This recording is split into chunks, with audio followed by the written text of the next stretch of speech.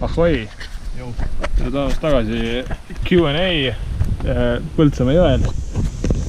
Ootame kanuutajad järgi. Küsimus oligi, et miks me ootame. Jah. Põhjus on selles, et me oleme liiga kiired. Atleedid. Ja teiste konkurentsile lihtsalt peale on mööda. Jah, et asi oleks põnev. No kes on järgmine, kes on juba järgmine.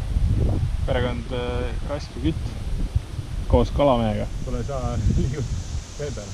Pole hullu. Ega me ei voola kuskil ikka. 6. küsimus oli, et mis on Sireti lemmikvärv? Roheline. Mida me näeme enda ümber? Vahvalt väga roheline värvus. Ja mis värvi on kanuu? Ka roheline.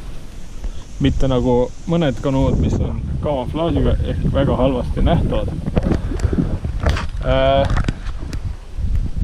7. küsimus. Tihti küsitakse, kuidas me tulime siia.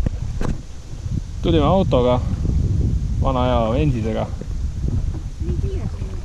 Ja nii on. Hea tüür, sellepärast. See on selge juba nüüd asi, jah? Jah. Ma tegin eeltööd kodus. Assakas saad. Nii, praegu me oleme nüüd seal kohas, mingi 50 minutit. Siin tormib. Palju meil on küsimus vastust? Kui palju meil on? Ma arvan, et meil on ikka üks... Meil on mingi 13 läbitud enne, kui nüüd. Ma arvan, jah, ikka 6 on vähemalt veel. Nagu hulka kilomeetris. Üks parmupoiss. Ehk siis umbes sama palju veel. Noh, vahetame. Vahetame, ei saa vahetame. Väga palju parem olnud. Muidugi on. On väga parem, ütleme.